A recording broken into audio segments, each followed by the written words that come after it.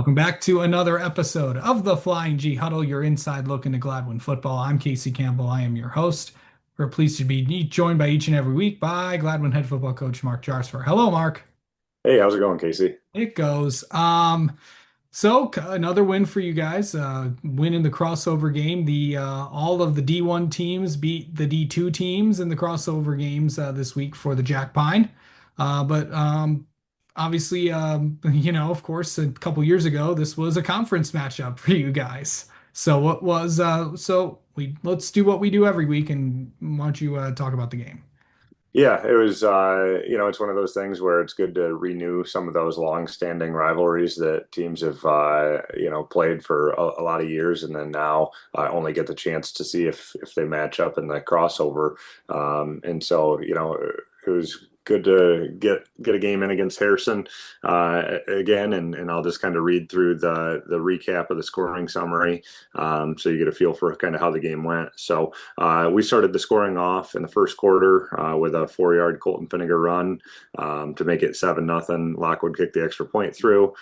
In the second quarter, Finnegar scored from 1 yard out. Lockwood kick made it 14-0. Um, Again, two more times in the second quarter, Colton Finnegar from 28 yards out, a pass to Bronson Bigham with the Lockwood kick good to make it 21-0. And then Colton Finnegar with a 33-yard run, followed up by a Lockwood kick to make it 28-0. And so, 28-0 going into the half. We got the ball back with an interception with, I don't know, like 18 seconds or something like that left on the Harrison 30 to 40-yard line. And then one play later, we were able to put it in. And I think that kind of gave us a lot of momentum going into the half, knowing that obviously we had a 4-score lead. It was going to be our ball to start the second half. In the third quarter, we came back out, and Finnegar had a 1-yard pass to Bronson Bigham that was set up after a really long, like probably 40-plus yard pass play to Bronson. So we wanted to try to reward him for getting down there and not quite getting in. Then the Madison Lockwood kick was good. That made it 35-0. So the running clock started, but then Harrison was able to punch one in from 18 yards out to make it 35-8. They obviously got the 2-point conversion. Colton Finnegar ran another one in from 1 yard out. Madison Lockwood kick was good, making it 42-8. Harrison followed up with a 67-yard run to make it 42-14. Finnegar had another 25-yard pass to Bronson Bigham. Madison Lockwood kicked good, 49-14. Harrison then scored on a 25-yard pass play, got their 2-point conversion to make it 49-22. Preston Willert had a 30-yard run with a Brian Tyrell extra point, good to make it 56-22. And then a couple of plays to round out the scoring were a Preston Wheeler 32-yard run with a Madison Lockwood kick to make it 63-22, and then Harrison got a late passing touchdown with like 10 seconds left to make it 63-30, and that was the final. Yeah. So now, of course, sitting at 5-4. I mean, to come back and to roll off some wins after starting the season 0-3. Where what has it been like this year to be on this kind of run that you're on? Yeah, I mean, to start the season, 0-3 was not what we envisioned. We knew that we had some really tough competition coming out of the gate with, Flat Rock, Spring Lake, Ogama, and then Clare kind of in the first 4 games. And so to drop the first 3 was disappointing, but it's something that we certainly knew was possible when we, set up the schedule that way. And we talked to the team, going into that Clare game that we really needed to have that one. And we felt that we were going to get it and then, go through and run the table on the league schedule and set ourselves up at 5-3 going into this Goodrich game, which is a game, that we'll talk about later, but I'm sure it's one on paper no one really gives us a chance in. And so, now sitting here at 5-3, having basically, all but sealed the deal on the playoffs, it's one that we can play loose and free in and try to play our best heading into the playoffs. Absolutely. So, all right, let's talk about MVPs of the game. Yeah, offensive MVP, I think, is a pretty obvious one. Finninger had 14 carries for 84 yards and four touchdowns. And then he was 19 of 24 passing for 273 and three touchdowns.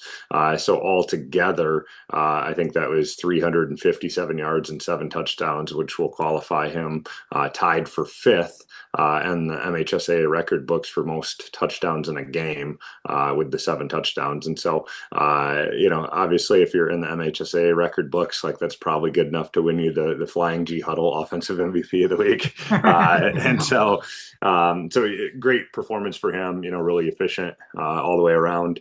And a good player. Great performance on senior night, obviously.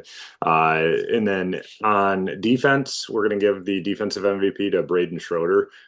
He's only a sophomore. We pulled him up a couple weeks ago to add to the sophomore party. I think we got 10 of them up, starting now or at least playing significant time. And he came through from the safety position and led our team in tackles with nine. Really aggressive kid, kind of undersized, but tougher than nails. And we're really excited for his future going forward. So he's our defensive MVP. Special teams, I'm going to give it to a combined effort for both of our extra point kickers. That is Brian Tyrell and Madison Lockwood together. Combined, they were 9 of 9 on the night, which was another perfect night in the extra point category.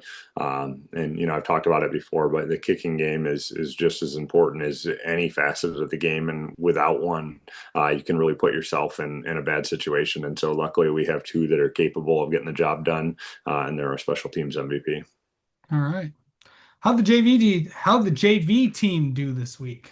The JV was very similar to us. They won in a pretty large fashion against Harrison over in Harrison, because that's kind of the unique thing with the crossover is obviously the varsity team is one versus one, two versus two, and so on. And then for JV, it's just who you get matched up with whoever the varsity gets matched up with. So it's not necessarily like a first place versus first and so on. And so they did a really good job. Our JVs did of stopping Harrison's running attack. Harrison runs the full house tee and they're very efficient and effective at it. But our guys won early on early downs and put them in, second and third and longs, where they start to become a little bit more predictable and we were able to come out with a good win. They've won a few here. I think maybe three out of the last four, something like that, to bump their record up to 3-5. And so again, they're playing well down the stretch and kind of hitting a groove, which is what we hope for, obviously, all the way through. And I believe this week, as you mentioned last week, this is the conclusion of the middle school season. Yeah, so they actually dropped both games to a really good Sanford Meridian program. Both were, good contests. Sanford just came out with a win in both of them. So that drops our seventh grade record from the perfect 5-0 that they were to 5-1 to conclude the season. And I believe our eighth grade then finished at 2-4. And so, good season all the way through for a lot of those guys. We're excited to get some of the eighth graders into our program. They have a lot of size and across the offensive line, and those guys can move pretty well. And it's always good to replenish the tank, so to speak, in that regard, with some of our outgoing seniors and whatnot, and get some of those new bigger guys into the program that we can continue to develop and become major players or contributors for us in the future. And same with the skill guys. So we're really happy with the way that season went and excited to get those guys in the fold at the high school. Yeah. So, so kind of going into this week, of course, so week 8 has officially concluded. Week 9 is upon us, and Goodrich is the team that you guys have. But I know this is going to be coming out later tonight, but Goodrich had to actually play today. They just defeated Fenton 21-20. The game got moved today because the game was actually scheduled last night, but it got pushed to today due to weather in the area. So, of course, I know you kept up on the game. What do you think about your week 9 opponent as you conclude the regular season? Yeah, this is as extremely difficult of a challenge as you can have going into week nine, in my opinion. They got to be on one of the longest winning streaks in the state, certainly. With the win today, that pushes their winning streak out to 21 straight. And then obviously along the way, they collected a D4 state title, which, I've heard those are hard to come by. And so, they're a really good program. Coach Allward does a phenomenal job down there. The game was probably more fun to watch than it was to coach in, and the weather looked absolutely atrocious both last night and today. It was just raining sideways. I think the ball was on the ground like 7, 8 times, something like that. Just looked cold and miserable. And so, I'm sure that they're not going to be, thrilled with all of the turnovers and stuff like that they had today, and they'll have a much cleaner, performance heading into the playoffs will be their goal. And so, it's going to be a tough challenge for us. But, kind of like I talked about earlier, on paper, we're certainly not favored in this. And so having, essentially all but qualified for the playoffs, so we have nothing to lose. We're going in there and going to put together our best plan and give it our best effort. And, obviously if that were a game that we were to win, it certainly impact the playoff point situation and basically guarantee a home playoff game for us, which would be awesome. And if not, you can certainly use it as a measuring stick to see where you're at against one of the best teams in Division Four. Okay, so this is of course week nine, and I know there's a lot of teams that, obviously are have a lot of them. This is of course the last week of the regular season. What is everyone thinking during this time? Because there's obviously teams that are into the playoffs. There are teams that are trying to get into the playoffs, and then there are teams that aren't even, they're just trying to, to finish the season strong. So, where is everybody at? What's kind of, I know you've been in all three positions Yeah, for, but what is this week like for a bunch of teams? Yeah, I mean, you kind of hit the nail on the head. There's a lot of different elements to it. Obviously the teams that aren't qualified for the playoffs or have no chance of getting into the playoffs, they still want to send their seniors out with a win. And for a lot of kids, this will be the last time that they're ever able to put on the shoulder pads and helmets. Referring to the seniors, and so there's a lot of emotions that comes with it that way, regardless of if you're making the playoffs or not. A lot of rivalry games and stuff like that across the state take place in week nine. I think you'll see it in the SVL with like Midland, High versus Dow and Bay City Central versus Western. And, a lot of leagues do that kind of stuff. And so there's always that piece and dynamic too with bragging rights, for your rivals. And then, the kind of the other camp is the teams that are qualified for the playoffs and maybe are like us, that are jockeying for seeding position and trying to get as many playoff points as you can to earn the right to host. And, at the end of the day, for all of those teams that are qualified for the playoffs, obviously you want to be playing your best football heading into the postseason as well. And so, for us being in that, last camp, so to speak, regardless of the outcome, we just want to play a high level of football where we're minimizing our mistakes and really ending on a right foot heading into the playoffs. All right. Well, that's going to do it for this week's episode of the Flying G Huddle. Tune in next week where we'll recap Goodrich, and of course, it will not be out on Sunday because, of course, the playoff selection show, I believe, will be Friday on the yeah, it's on it is in a new location this year. Always forget the what is it?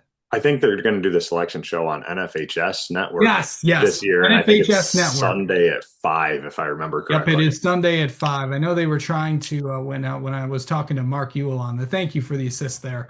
When I was talking to Mark Ewell early on in the season, they were trying to figure out what time it was at. They didn't want to now with no broadcast restrictions and stuff, so they could maybe put it around where the Lions aren't, so people can enjoy the Lions. Yeah.